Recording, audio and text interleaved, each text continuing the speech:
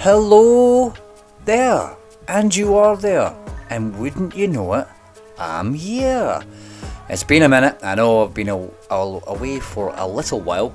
Welcome back, everyone. As I took a little time to myself, nothing wrong, just a little time to myself.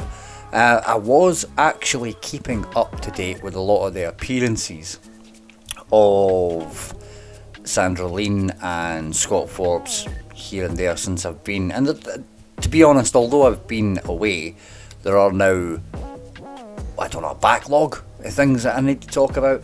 So for this one, I thought it's I know it's an old tired trope in like entertainment and TV and movie and stuff, but I think we have to go back, that 2 years earlier type thing, and go back to the start here a little bit. What I want to do is talk today about the idea behind what Luke's army are doing, and the hypocrisies and the lies and the falsehoods that are conveyed and exuded in the sense that people say that this is why we're here. Reality, I don't believe it's the case. I'll go into why and the reasons for, and my basic kind of thoughts on the whole thing. But for now, like we have been doing just now, I suppose it's best just to lead in with a little clip. So let's show a little clip of Sandra on our last, I think it was a last update that she done on a live video. Just a small clip about Sandra talking about some of the behaviours that you may see online from Luke's army. But I want to make my position on this absolutely 100% clear. I saw somebody asking about why, if we're complaining that it was wrong to publicly accuse Luke back then, why do we as campaigners think it's okay to accuse others now? And one of the responses was that it's different because Luke went to prison and none of the others have. I disagree entirely with that. I have no problem with people releasing entirely factual information about other people involved in the case. So telling the truth about changed statements, telling the truth about lies, half-truths, information withheld, I've got no problem with that. My problem is when that steps over into direct accusation. All of the information that we've turned up, none of it decisively proves that anybody else had anything to do with the murder. So overall, what we can take from that, or the idea of what we can take from it, is that Sandra doesn't want accusatory, non-fact based posts to find their way onto social media. Now, I think there's something more afoot here, and I'll probably go into that in another video, but there is infighting to a certain extent with one particular person who wants to fund the research, the samples which Sandra and Scott Forbes claim are to be tested. There's infighting there, and I think there's a lot more to do with that, and kind of disparaging certain people for posting things, because the person in question posts some way out there stuff. But regardless of that, I think there's a certain amount of trying to tar him with that brush. Reality though, let's just break it down. The way in which Ms. Lena Sells behaves doesn't coincide with what she's saying in this video. To this whole idea of I'm just asking questions, it reminds me of the ex-Fox host Tucker Carlson. Yeah, he was just asking questions, but he'd already inferred the answer with not only the words that he'd used up to that point, but also the tones and the imagery that he had projected for years beforehand. So this idea that we're just asking questions, that it's a question that you raised yourself, so it doesn't really work in that sense. Quick stop there, sorry, I had to rebuild my room, decided to fall apart, absolutely shit myself. Anyway, hope I didn't sell it there. So, looking at it, as I say, the idea of this just asking questions when we've already, it's a rhetorical question in a sense, because, for example, why did, X go to this spot here? We're just asking questions. Well, it wasn't a question until you decided it was suspicious in a lot of these instances, because there is a lot of instances which are either not suspicious and there is no real context, which I'll get into in a lot of videos coming up, or it's just lies, again, which I'll get into in videos coming up. Again, a lot of them we'll have to get into, but needless to say, some of the questions that are raised aren't really questions. But regardless, that's not really what we're here to talk about today. What we are here to talk about is the fallacy of the idea that Ms. Lean and Mr. Forbes, Ms. Lean is projecting, in this video, and which a lot of our own supporters do online as well, but predominantly, of course, we don't see the same from Scott Forbes. So we have a lot of examples. I could find countless examples. Let's put up some examples of different posts.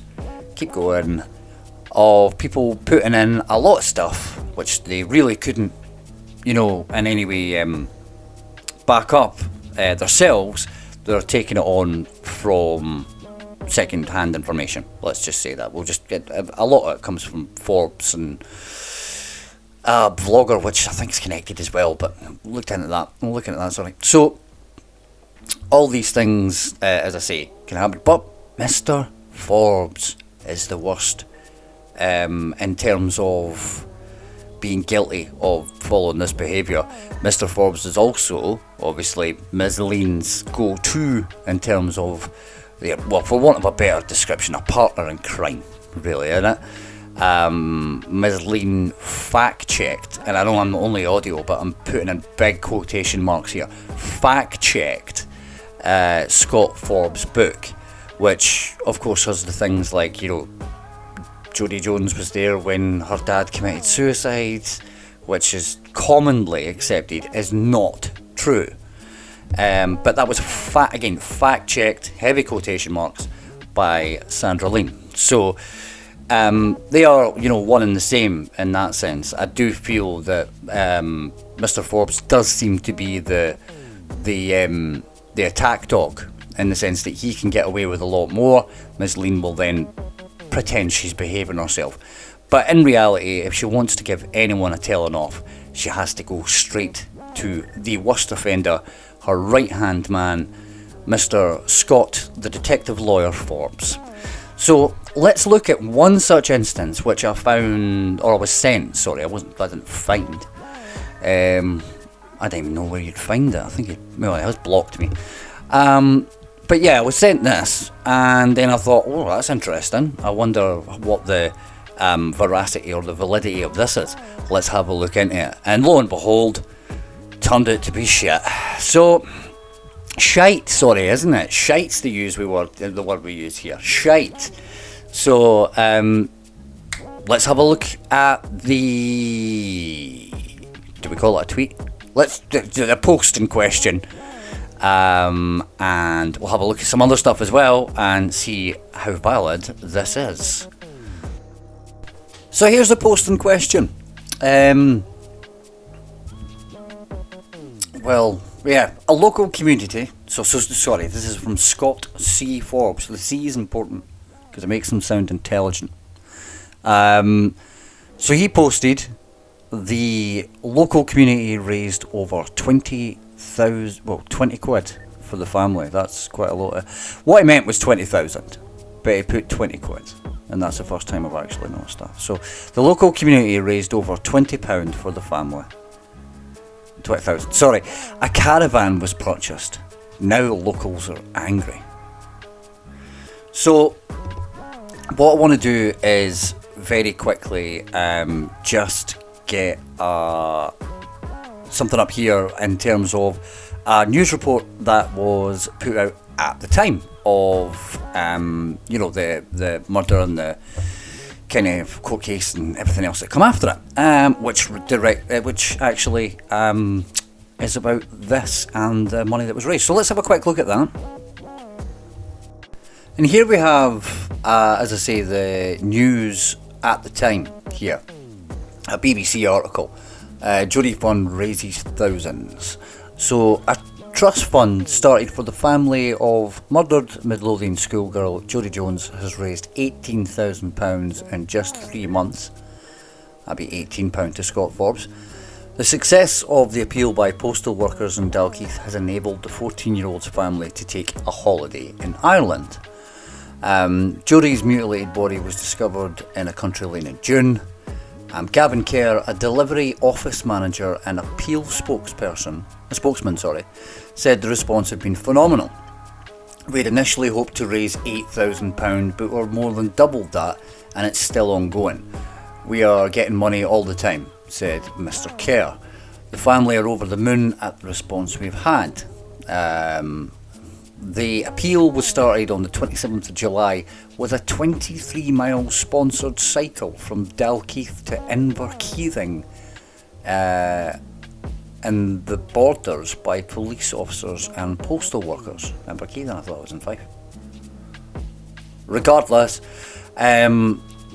postmen have also been collecting money during their rounds, while members of the public have been donating to the fund directly at the TSB's Dalkeith branch. And plans have been finalised for a charity football match in Coatbridge in March between paper mill workers and postmen. Jodie's late father Jimmy was a union representative at Dalkeith Police.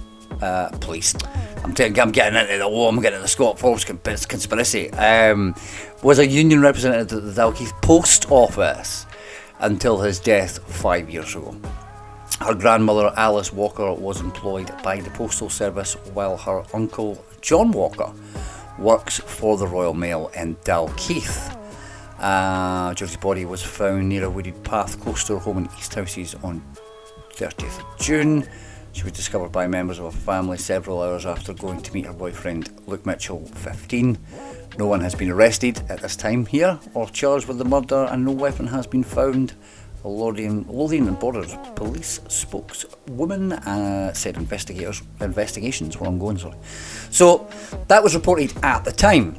Now, as we can see, this was something that was put in place by the post office through her late father's connection with the union, I'm saying here. So from what I'm led to believe as well, I believe there was a large turnout during his funeral for the same reason, and with him being a union rep, I believe there was something in there. There's actually a news report about that for the time as well that I'd noticed.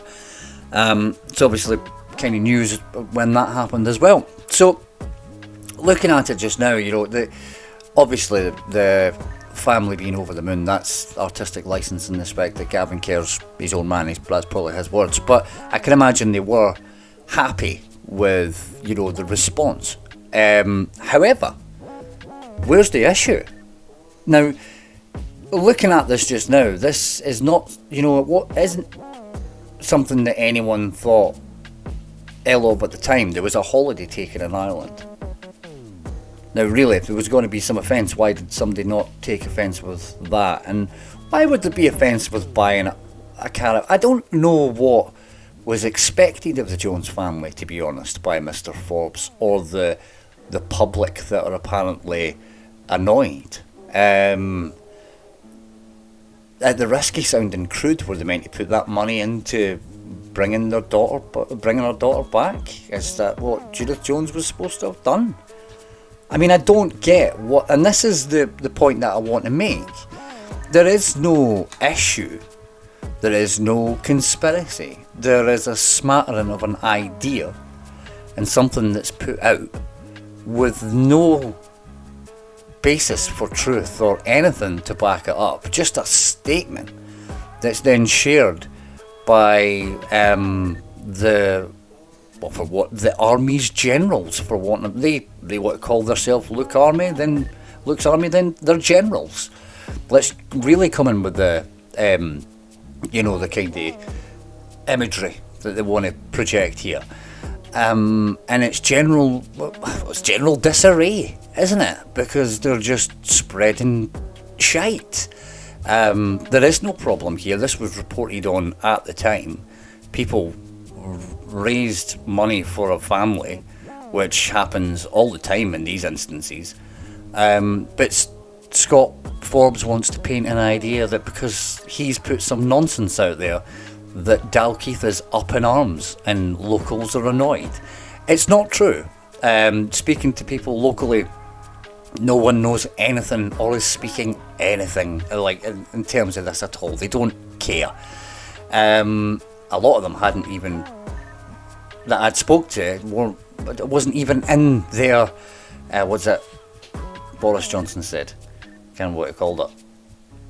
His province. Yeah, it wasn't even in their province. So it's Scott and his ilk sitting at home, I think a couple of drinks too much, deciding they've got some kind of life and they know better, when reality is they're just screaming into the wind.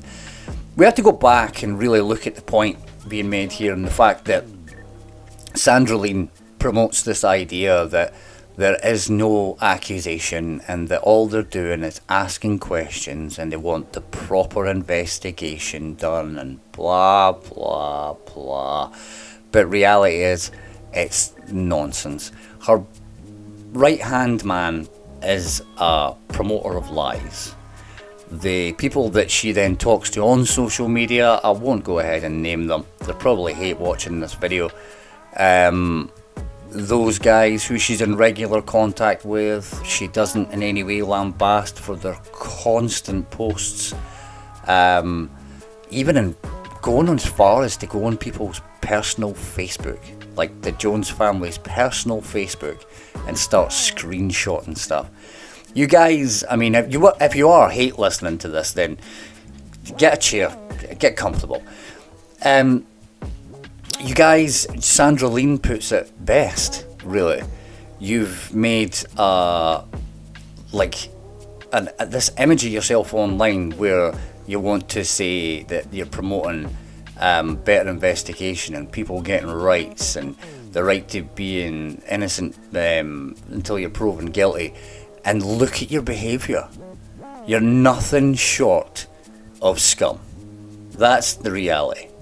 You really are, because you're taking a random person's ideas and theories based off nothing, proved with nothing, and then deciding to torture and re-victimise a family for your own entertainment on a social media website.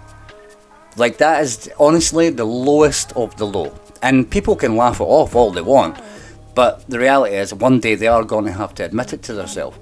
They're pretty scummy. When it comes to Sandra and Scott Forbes, I wouldn't put them in the same kind of ballpark in terms of being, that the word scum. The reality is the two of them, well, they're carnies. That's what they are.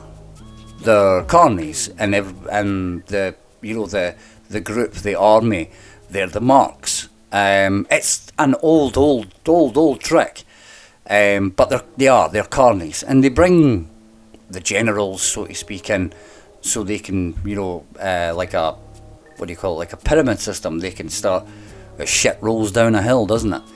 And that's basically what it is. But again, to use another kind of analogy, the problem is at the top, because a fish rots from the head, and that's Sandra and Scott Forbes. So, as I say, this video isn't really tackling one particular thing. Obviously, we're looking at a little lie there from Scott Forbes. I've got a lot coming up, in fact, for Scott, and in terms of what he's been posting. Actually, let's wrap this up. Let's get this one out of the way here just now as well then. The claim of the two relatives of the Jones family working for Dalkeith police station. Now, I've already said that from what I've found out, that is absolute nonsense. So I keep on trying to bring it up and try to get a little just confirmation here, guys. Just tell me who this is meant to be and what relation they are. Are they brothers? Are they cousins? What's their names? Is it James? How's it James? I thought Jimmy's name was James. Jimmy Jones, that is. Sorry, Jodie's dad.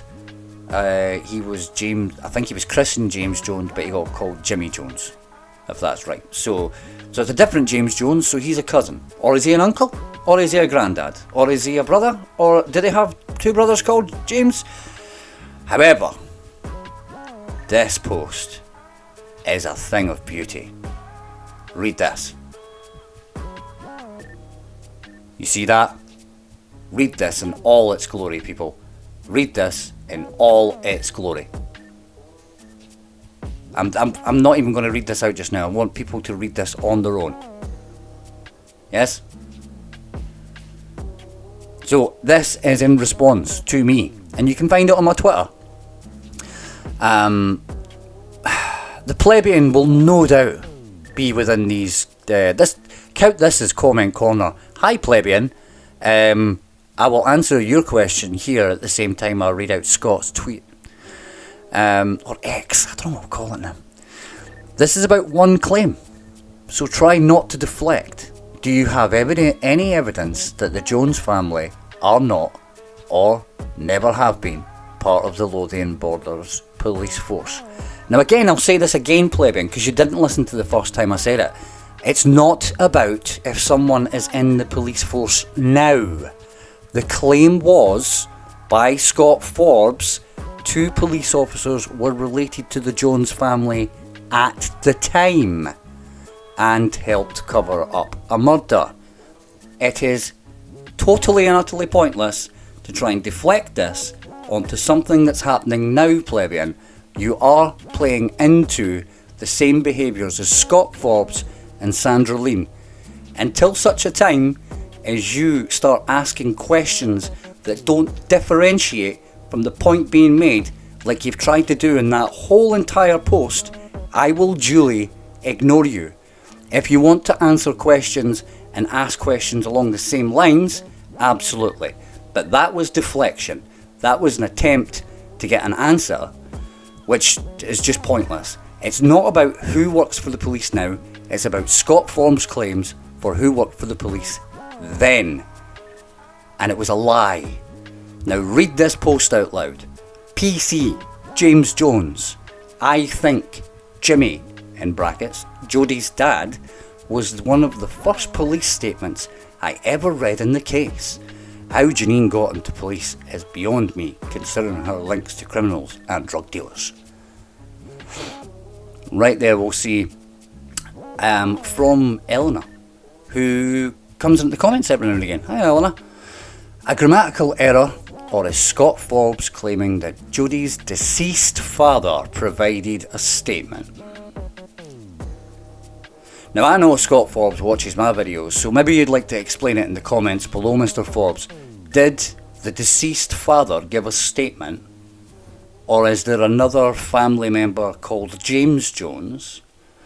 In fact, what does any of that post mean? How does it in any way prove anything that you're saying? Where's Alan Jones? What happened to PC Alan Jones, Scott? Did you think we would forget about him? Come now. Fess up to your lies. Fess up to your lies, Scott. Who's it now? James Matthews had a brother in Dalkeith police station who coached him.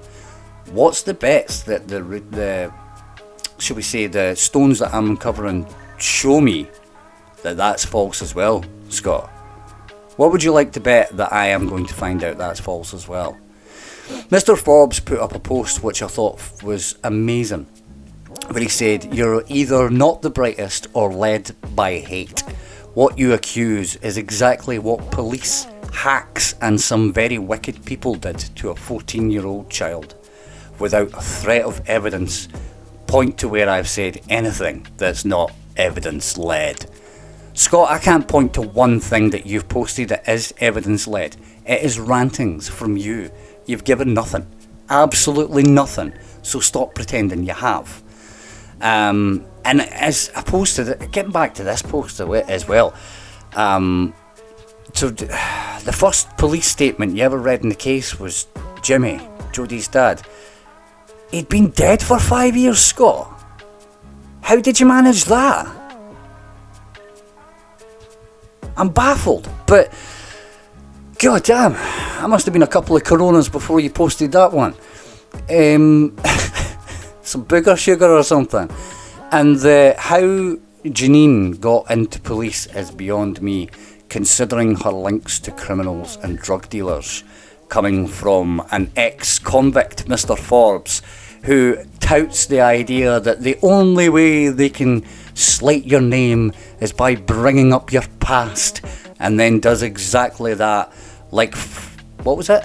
Hacks done to a 14-year-old all those years ago, Scott. You are drowning in hypocrisy, Mr. Forbes. You are drowning in it. And it's actually... the more I talk about it, the funnier it gets, to be honest. For all the people that are still hate watching this video, you can probably tell I'm enjoying this one. Honestly, guys, if you're still falling for this shit, I can't help you. This is all dumb. So, today's video was essentially the idea, getting right back to it, why I think these two people are liars, phonies, carnies. Use that word again, carnies. If you want to be a mark, then absolutely. But for me, no, absolutely not. This is nonsense, Mr. Forbes. I mean, point to anything that's not evidence-based. Right there, PC James Jones, I think Jimmy, Jodie's dad, was one of the first police statements I ever read in the case. That's not evidence-based, mate, because he's dead, and he had been dead for 5 years. There's one. You want another one that's not evidence-based? The locals are outraged with a caravan, right? Where's the evidence for that, mate? That is opinion. There is no evidence to that. Doesn't even see it. Anyway, regardless, that's kind of the point I wanted to talk about that. Let's do some admin and do a wrap up. That was a wee angry rant to you. Whoa, I'll get my energy back. So, that wraps up a quick return video with, well, as I say, an angry rant, I suppose that was, wasn't it? But yeah, just let me know what you think, guys. Why is it that, you know, we can have the fallacy of innocence and this idea of, you know, the Tucker Carlson just asking questions, when we really see behind it? Does Luke's army see behind it? Are they all in on the joke, in your opinion? I think there is probably a high amount of people that are, but I'll leave that up to you to discuss in the comments. Do you guys agree with me as well in terms of Mr. Forbes? Is he really the one that can take all the brunt of the abuse, whilst Ms. Lean seems like the innocent bystander? Because in reality, if she had any problems with people spreading information or false information, then she would surely, you know, pull Scott in a little bit here. As I say, we'll go into a little bit more about what Mr. Forbes has been posting online. I'm sure there's been a little bit more focus on that, and well, there has been in terms of media and what's happened recently with Russell Brand and common law contempt and whatnot. But Mr. Forbes will know all that because he's a lawyer, so he'll know what the common law contempt of court is. I wouldn't need to go into that detail at all. He knows he's breaking it. So yeah, as I say, we'll get another couple of quick videos coming up soon. If you guys have spotted anything or seen anything that you wanted to talk about in the last couple of weeks whilst I've been away, please leave a comment below or message me on Facebook or on Twitter or X, the X, what we call it, X. Probably more likely to find me on X, but I'm bad at social media anyway, guys. I don't really have anything to do with that. For obvious reasons, I think I'm pointing some of them out in this video. So, toxic place. As I say, thanks for listening to this video. Please leave a comment. Consider subscribing if you want to keep up with what we're doing here. Give me a little sarcastic thumbs up. Do not be a Derek, and enjoy the rest of your day. Bye.